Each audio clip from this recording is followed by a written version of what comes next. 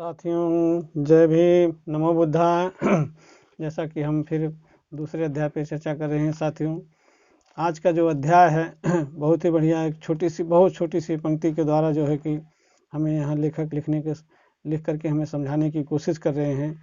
जो बिजनेस में सफल हो चुके हैं और जो सफल रहे हैं उनकी यथाकथा स्थिति क्या रही है, उसके विषय को सोच विचार करते हुए जो लेखक ने जितने सुंदर ढंग से हमें पंक्तियों के द्वारा हमें बताया है, इस पे ज़रूर हमें साथियों खूब गहन अध्ययन करके और विचार करना चाहिए कि जबकि सत्य हमारे सामने है और फिर भी हम उसे झुठला करके या उसे ठोकर मार करके हम आगे जीवन की तलाश करते हैं, ऐसा हमें करने से कोई लाभ नहीं है। इसी विषय को लिख करके आज जो है कि उस चैप्टर के माध्यम से वो आज का जो अध्याय वो लिख रहे हैं, वो इसी पे लिख रहे हैं और इसी पे हमें बताने की कोशिश कर रहे हैं कि वे किंग नहीं किंग मेकर बनते हैं।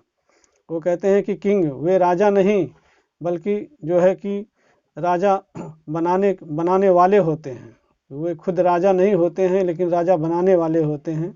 इसी विषय को, इसी लाइन को लिखते हुए उन्होंने एक छोटे से अध्याय, एक चैप्टर का बना दिया कि वे किंग नहीं किंग मेकर होते हैं। मतलब इसका साफ साधारण भाषा में लिया जाए कि वे राजा नहीं लेकिन राजा बनाने वाले होते हैं। अब इसका मतलब सीधा सीधा क्या है कि जो राजा को बनाता हो, इसका मतलब है कि वो राजा से भी महान है। साफ शब्दों में समझा जाए तो वो तो राजा से भी महान है।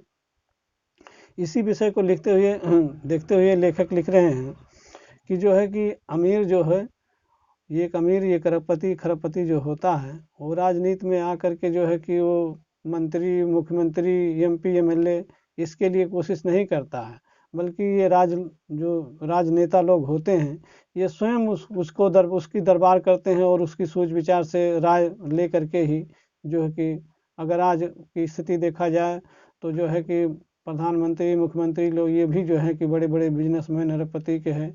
उन्हीं के से सोच विचार या उन्हीं के आसपास के विचारधाराओं को लेकर के वो जो है कि कानून इसी हिसाब से बनाते हैं कि जिससे कि इनके आधार से चले, ताकि जो है कि इनकी जो आर्थिक मजबूती है वो बनी रहे। इसी चीज़ को लेखक यहाँ को बढ़िया ढंग से दर्शा करके हमें बहुत सी छोटी सी लाइनों में हमें लिख करके बता रहे हैं। वो कह रहे हैं कि जो सफल हुए हैं या जो सफल अभी हैं, मौजूद में है, तो उनकी किस तरीके की सोच है और किस तरीके से वो भावना रख करके जो है कि ऐसे कामों को करके पहले अपने अर्थ को मजबूत करके बिजनेस व्यापार के द्वारा और जो है कि इसके बाद जो है कि वो राजनीति को अपने इशारे पर नचाते हैं। उसी चीज़ को देख रहे हैं कि जो कि आज का देश का ऐसा माहौल बनता हुआ है, तो किस कारण से बनता हुआ है, इसी चीज़ के लिए वो सचेत कर रहे हैं कि बहुजन समाज के लोगों भी जागो और तुम्हें भी ये सोच विचार करने की क्षमता हो और तुम लोग भी बिजनेस व्यापार में आगे आ करके और कोई ना कोई तो हो ऐसा माई का लाल की जो अपने सपनों को साकार करके और एक बेहतर जीवन में। हाँ, मैं किसी का मन नहीं तोड़ता हूँ, हुए हैं बहुजन समाज में भी कुछ बहुत से ऐसे हुए हैं, लेकिन जनसंख्या के मुताबिक अगर देखा जाए तो अभी बहुत ही कम इनकी भागीदारी है।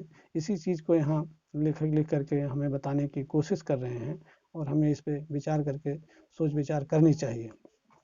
जैसा कि अब लाइनों के द्वारा हमें लिख रहे हैं कि एक अमीर व्यापारी किंग नहीं किंग मेकर बनता है।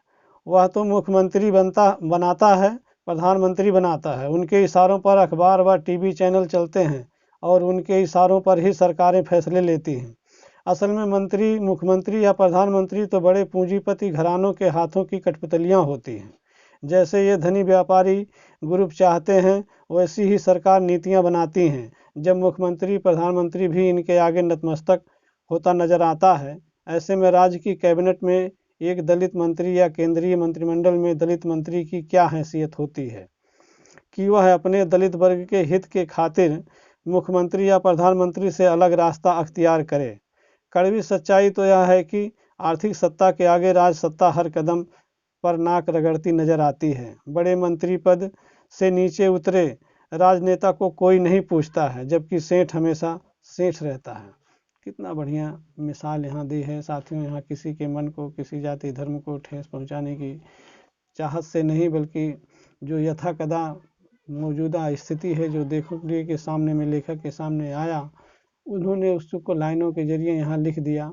मेरा निवेदन है कि मेरा किसी जाति धर्म को ठेस पहुंचाने का कुछ नहीं है, लेकिन किसी को समझाने के लिए मजबूरन ये नाम लेने पड़ते हैं। और अपील है मेरा बहुजन समाज से कि सभी इस चीज़ को ध्यान से पढ़ें, देखें, इस पे विचार करें, और अगर किसी के मन को ठेस पहुंचती है इन शब्दों से तो मैं उनसे माफ़ी भी चाहूँगा। कि लेखक की विचारधारा को सलाम करता हूँ, उन्हें नमन करता हूँ कि उन्होंने कितने सुंदर ढंग से जो मौजूदा स्थिति है उसको लिख करके, बयां करके और पेश किया है। शायद इससे किसी को सीख मिले। और बिजनेस व्यापार करना कोई गलत नहीं है, किसी के लिए नहीं है, वो कोई भी करे। आज हम कानून के राज में हैं, कानून हमारे ऊपर है, हमें कानून के दायरे में रह करके सभी को ये अपना जीवन जीने का अधिकार है। वो किसी भी क्षेत्र में अपनी अच्छी नेक नीयत के द्वारा जो है कि अपने जीवन को एक अच्छा बनाने की कोशिश कर सकता है। ये सभी को हक है। और इसी चीज़ को देखते हुए जो लेखक के मन में कल्पना आई और उन्होंने उस कल्पना के द्वारा और जो मौजूदा उनको सत्य दिखा वो लाइनों के द्वारा हमें लिख करके समझाने की कोशिश कर रहे हैं साथियों। उसी माध्यम से, उसी जानकारी के माध्यम से मैं भी वीडियो पे ये डाल करके और बहुजन समाज के सभी अपने साथियों को सचेत करने की कोशिश कर रहा हूँ। मेरा अपील है आपसे कि ज़्यादा से ज़्यादा वीडियो को देखें और लाइक करें, सब्सक्राइब करें। इससे मेरा हौसला बढ़ेगा और हमारे समाज को सीख मिलेगी। इसी के साथ साथियों इस अध्याय को यहीं बंद करते हुए अगले अध्याय पर हम आपसे फिर चर्चा करेंगे साथियों। तब तक के लिए सभी को जय भीम, नमो बुद्धाय।